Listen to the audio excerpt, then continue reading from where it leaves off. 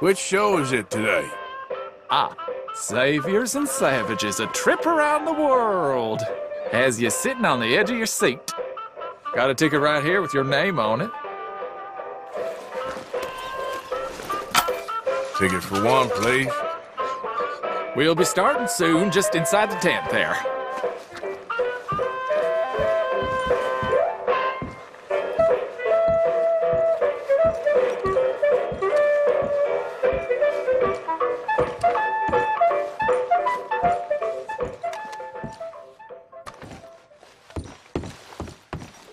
Welcome, one and all.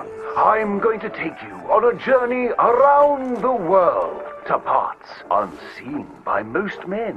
Why, I have traversed the great lands and oceans of the globe and bring you sights and scenes from places far away.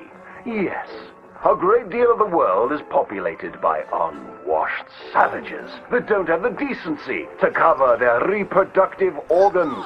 First, to jolly old England. You may wonder why, when you meet a British person, they have tiny red eyes, big ears, and long noses. We can now reveal the truth.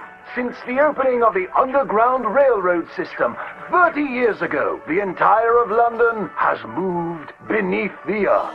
Just think of the joy children must feel being able to play unfettered by rain or refinery smoke. They are a dignified people, living among stalagmites in their dainty hats. And they have an underground king who worships an underground garden gnome. Have any of you been to New York City? It seems like the whole world is ending up on that tiny island. Now there's Lady Liberty, a marvelous statue. To welcome all the Irish people moving to our great country after all those potato problems. They are welcomed by tourists who toss potatoes out of the head of that lady. In New York City, they are making buildings so high, one day you can walk to the moon for a picnic. Wouldn't that be grand? It's true. Now, we spoke of that unwashed statue. It was a gift from France. How do you think France paid for such a gift? Wanton prostitution? Selling of wine and horse meat? No, sir. I'm here to tell you that underneath the streets of Paris, they have discovered black gold. That's right. And a few years ago, Gustave Eiffel of the Eiffel Oil Company built the tallest oil derrick in the world. Yes, all around Paris, you will find that thick business. It ignites like brandy, which is why so many French aristocrats drink it as an aperitif to aid digestion. The women of France are dainty and fair of skin, partially because they use that crude oil to bathe in, anointing and greasing their bodies, often before committing sinful pleasures of the flesh. Places that don't change their ways are falling behind. Visit the streets of Italy, and there is literally nobody left. The churches are empty. There's nobody drinking tiny coffees and slurping spaghetti in the streets. The Italians have never been known for good architecture, and their crooked buildings are falling over. Where have all the hairy women and men gone? Where are them Italians? It is one of the world's great mysteries.